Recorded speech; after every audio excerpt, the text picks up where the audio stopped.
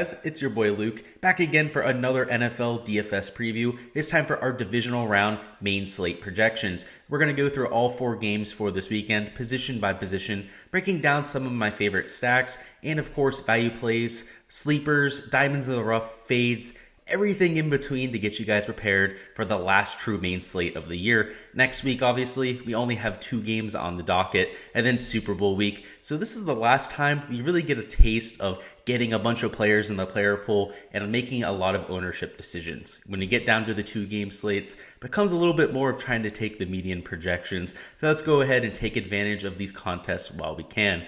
With that being said, let's get right on into it. Let's kick it off with our quarterbacks. Up top, we have 2 studs playing against each other, Josh Allen and Patrick Mahomes. That is $7,600 and $7,300 respectively. You're probably only going to be able to take one of the 2 up top. It's going to be really hard to get over the field on both quarterbacks. So for me, I'm trying to prioritize Josh Allen. Gives us a little bit more rushing upside than somebody like a Patrick Mahomes. And also when we consider some of the stacking options there on the Bills, a lot more affordable to pay up for a Josh Allen.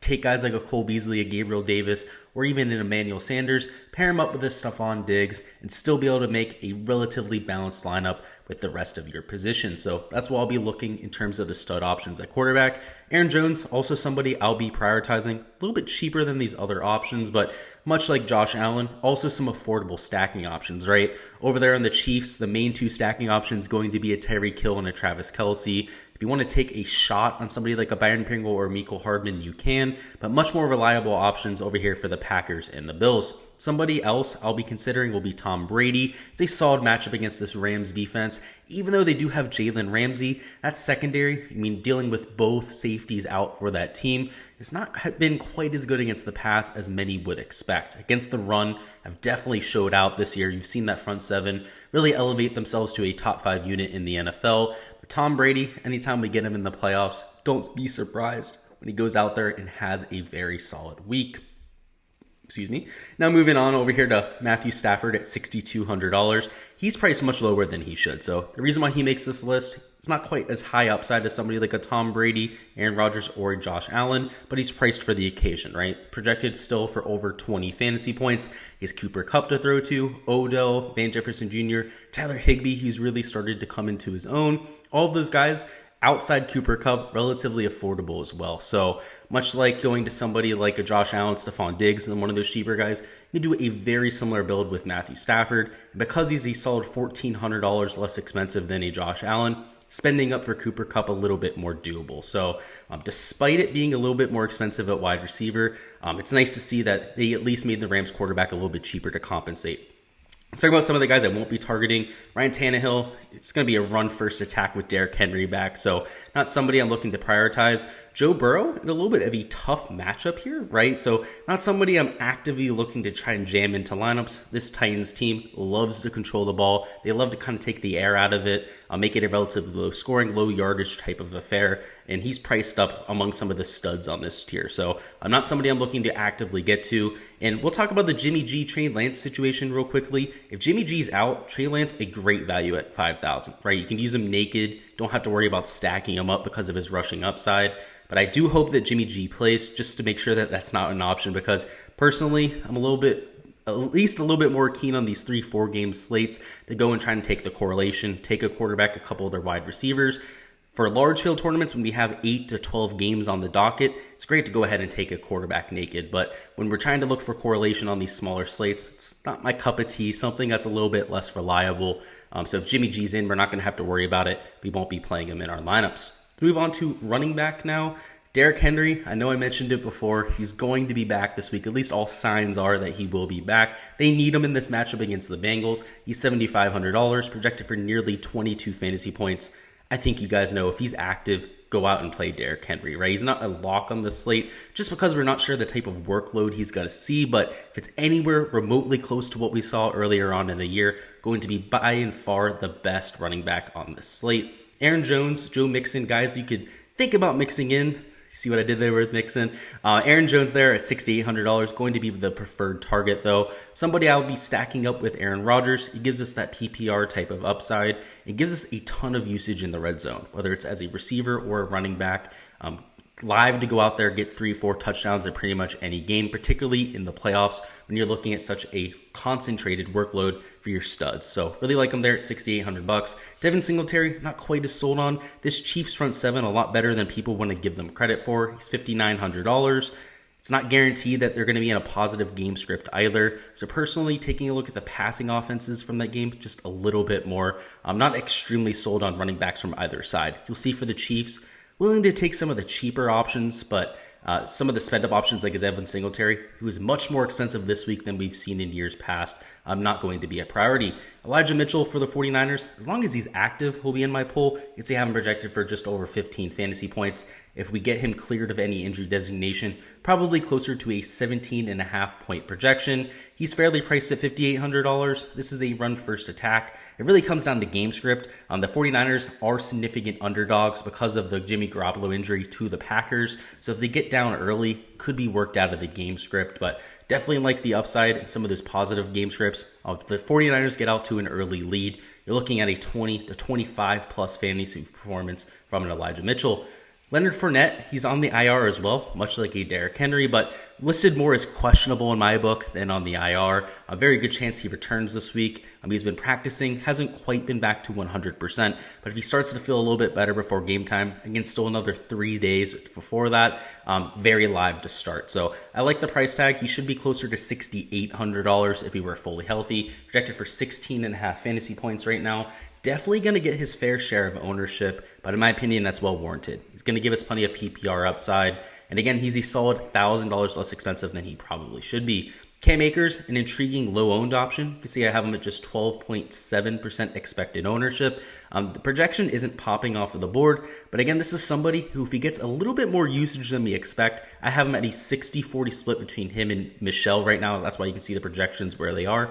If he gets closer to a 70-80% workload, could smash that projection, right? Could put up 20, 25 real fantasy points, maybe even 30 fantasy points in a ceiling type of performance.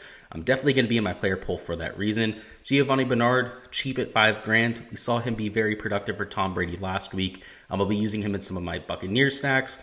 Darrell Williams, I'll be using him in some of my Chiefs stacks. Less expensive than a Clyde Edwards-Helaire. And obviously, if CH3 ends up being rolled out, I'm just going to heavily increase the projection of somebody like a Darrell Williams Jr. and a Jerick McKinnon. Now moving on to wide receiver. We talked about Cooper Kupp a little bit before. Probably should be more expensive, right? We've seen him over $9,000 on Draftkings before, so the fact that he's only $100 more expensive than Devontae Adams is going to make him a clear smash play on this slate. Looking at right around a 4-point projection difference between these two players up top, which I think is fair. I'm looking to get over the field on both of these wide receivers, which is really going to concentrate my ownership on these two guys, right? We're not going to be able to take very many stud wide receivers. So as a result, guys like Jamar Chase, Deebo Samuel, even though I like the projections, you can see them over here, 2.6x, 2.4x. They're just going to be squeezed out of my player pool. I'm just not able to take all the stud options this week, but I do prefer these two options up top a lot more. If we're going to go down to that second tier wide receiver, Mike Evans, Tyreek Hill also make a lot of sense. We know about Tyreek Hill's upside. The issue is the health, right? He's not listed on the injury report, but he's definitely dealing with that heel injury. He wasn't as explosive against the Steelers last week or the week before during week 18 of the NFL season. So I'm worried about the health there, but that's why we have the price at just $6,600. If he's able to shake that off, get us a few big plays, would clearly be a value at that price tag. And of course, Mike Evans, huge touchdown upside for this Buccaneers team. He's the clear number one wide receiver over there. You could argue that Rob Gronkowski might be the 1B, but he's a tight end. Either way, love both options there. Not quite as much as Tyreek Hill and some of these guys up top, but I'll definitely be mixing in Mike Evans to quite a few of my lineups. A couple guys that I'm not quite as sold on. First and foremost, A.J. Brown. So A.J. Brown, again, they're going to be in more of a rush-heavy attack with Derrick Henry back. So he's a little bit more expensive than he should be. Also a little bit higher owned than he should be. T. Higgins, also not the greatest target. He's kind of seen himself relegated to number 3 wide receiver role for this Bengals team. For whatever reason, we've seen Tyler Boyd, of course, Jamar Chase, over these last 3-4 games really assert themselves as the number 1 and 2 wide receivers. He's priced above a Tyler Boyd. Also dealing with a matchup against this Titans team where they're going to run the ball a ton, right? They're going to take a lot of the clock off the board. You're not looking at a relatively high scoring total there. So I'm not somebody I'm looking to actively squeeze into lineups. Odell Beckham Jr. at $5,300. He's been extremely solid for the Rams since getting there. Definitely somebody I'll be taking a few shots on. Allen Lazard, like him a little bit more than Marcus Valdes-Scantling, just because he doesn't have that injury tag. Very similar price tag there, similar projections, but I'll definitely be rostering Lazard over a Marcus Valdes-Scantling. In terms of some of these cheaper wide receivers, Byron Pringle, if you're looking for a cheap wide receiver from the Chiefs, makes a lot of sense. Van Jefferson Jr., cheaper than he should be. He saw 40% of snaps last week for the Rams, which is enough to pay off that type of price tag. Emmanuel Sanders, I expected a little bit more from in the wild card round. Still only $4,100. Great route runner. Somebody who in the red zone also going to be targeted quite a bit. So like going his way. Brashard Perriman not going to be in the player pool. Have him down as a yes over here. That is a mistake. Not somebody I project very highly here at all. Mecole Hardman will be in the player pool though. He's $3,900. Also a cheap option for that Chiefs team. If he ends up getting into the end zone, could crack the optimal lineup. Tyler Johnson, he's not an active part of my lineup. He's going to be the number 3 wide receiver for the Buccaneers at the very least. If you need a little bit more exposure to Buccaneers wide receivers, say you're taking a well overweight stance on Tom Brady, could be somebody you use as a flyer pick. Same thing with Scotty Miller, but that, well outside my player pool. Tom Brady's more of a filler pick for me at quarterback than anything. And Juwan Jennings, same type of thing for the 49ers. This is a run-first offense, which really takes away from his upside, but $3,400, really cheap. The last wide receiver on the board that I would say would be viable. Let's go down to tight end now. At tight end, you're going to see quite high ownership here. They're a lot cheaper than the wide receivers on the slate, particularly some of these stud options. And we've seen in the playoffs, tight ends get a ton of usage. So not a surprise to see that I like all 3 guys up top. I'll be looking at getting rated on the field in somebody like a George Kittle, rated on the field in somebody like a Gronkowski and a Kelsey. I'm not going to be able to get huge leverage here. Probably going to have 25% of each of these guys. Where I'm looking to get leverage is with some of these mid-tier and cheaper options. So Josiah DeGuara, going to be a key piece of value for me on this Packers team. He's only $3,000. Doesn't project for anything crazy off the board, but if he gets into the end zone, could get you 12 to 13 fantasy points, which is more than enough at just $3,000. A couple other guys I'll be mixing in. CJ Azuma, if I take any Joe Burrow stacks, probably going to be a key piece of those, but as of right now, don't have any in my set of 150. Cameron Brate, if you're looking for an extremely cheap punt play at tight end, could be an option for that Buccaneers team, right? Already dealing with wide receivers out of the fold. We know what happened to AB. Cyril Grayson likely sidelined this week. I'm not going to see Chris Godwin back. So at $2,700, could be worth a few looks. Does need to get into the end zone to crack the optimal lineup, but we've seen crazier things happen. And now finally at defense, we're not going to spend more than a couple seconds here to talking about them. I like the Packers against the 49ers. Again, they're huge favorites. Makes a lot of sense. The Titans, always a decent defense to target, particularly if they get a few turnovers, just because they run the ball so much, don't allow a ton of yardage or points against. And of course, the Bills were the number 1 defense in the NFL this year. Against the pass and the run, they were top 10. Great to see that. They're only $2,600. And though they are playing against the Chiefs, who are a potent offense, could see them show and have a really nice day. That's all I've got for the first look at this weekend. Down in the comments, let me know who you first off think is going to be the best stack this week. And of course, you guys got winning the Super Bowl. For me, my favorite stack is going to be that Bills team because of Josh Allen's rushing upside and some of the cheaper options at wide receiver we can use. In terms of who I think is going to win the Super Bowl, I got the Chiefs right now. They took out my Steelers last week. They did that in pretty impressive fashion. They have Patrick Mahomes throwing the ball. Their toughest test, believe it or not, I expect that to be this week against the Bills. So they can come out, win this game this weekend.